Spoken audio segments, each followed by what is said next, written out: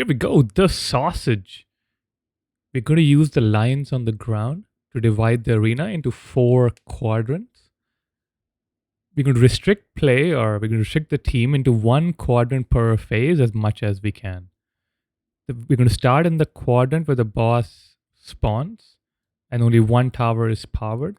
The quadrant number relates to how many towers are currently active. So with only 1 tower active, you're going to pull the boss and you're going to kite the boss south or down towards the entrance to the arena. For positioning is very important here. Tanks, you're going to position yourselves parallel to the edge of the arena and you're going to kite the boss down south as the holes are spawning. You can even go inwards if required, but counterclockwise as much as you can. Melee, very much like Lords of Dread, you're going to follow the tanks around as much as possible. This movement might be dynamic based on where the pools spawn from the ad. Ranged, you will stay always towards the inside of the arena along with the healers. For Barrage, it's going to alternate between a Team Soak and a Mage Invincibility or Immunity. We start with the Team Soak. Grant's going to immune the first one. Team Soak Dan, Team Jimmy, Team Dan again with Cold Snap, Team Jimmy Soak. If it so happens that one of the mages are dead, or if they had to use an immunity to survive, call it out, and a hunter will take the spot. So either Lando or Sirocco. When the boss teleports, you can teleport to the north tower. After this teleport tanks, you're going to use arena number 2 or quadrant number 2. Same thing, same cycle repeats.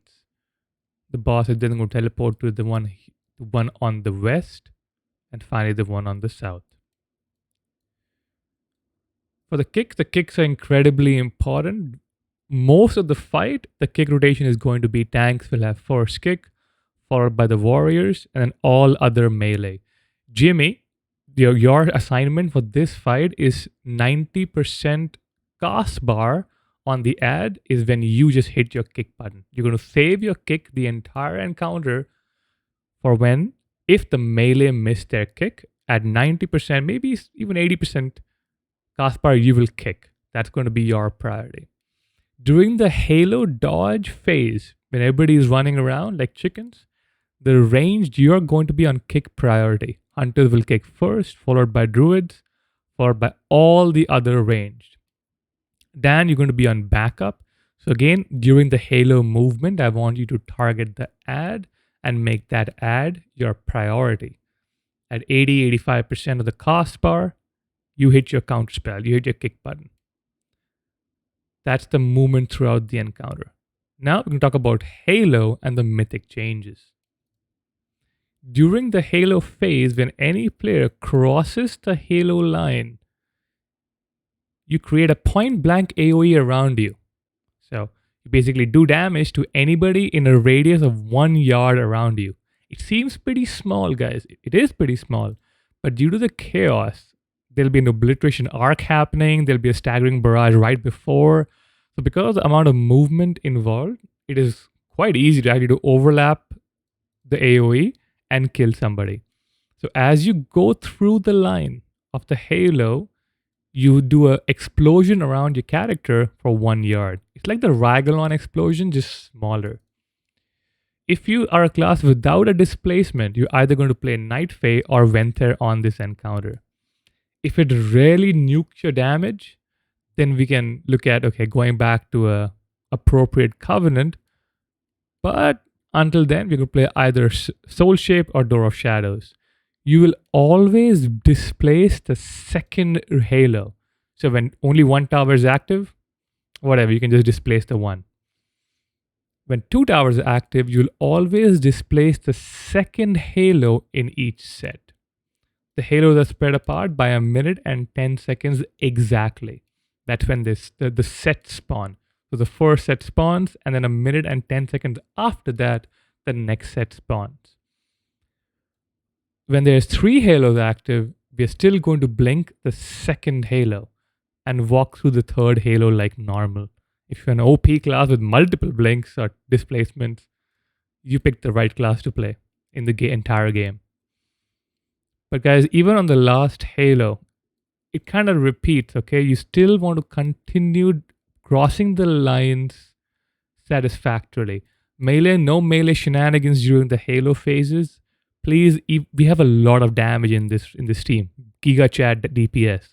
Just disengage. We have the damage to meet the check. Just disengage from the boss if you have to. I mean, if you can keep uptime, great.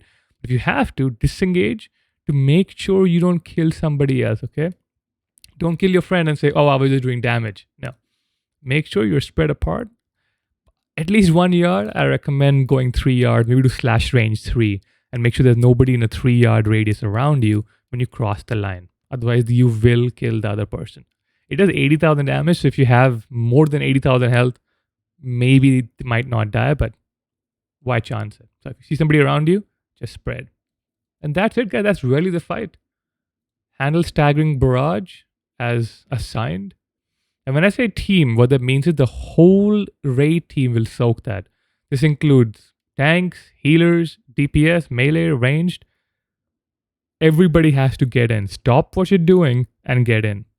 If you're a melee and you get targeted by staggering barrage, make sure you distance yourself. Create distance from the boss so your team can get in the middle. If you stay stacked right here, there's no room to save your life and you will die. Always watch your position be towards the inside of the arena. Never be toward the outside of the arena unless there's an exceptional circumstance. You're dodging halos, there's something happening which is forcing you to be further outside than the tanks. Kill boss, get loot.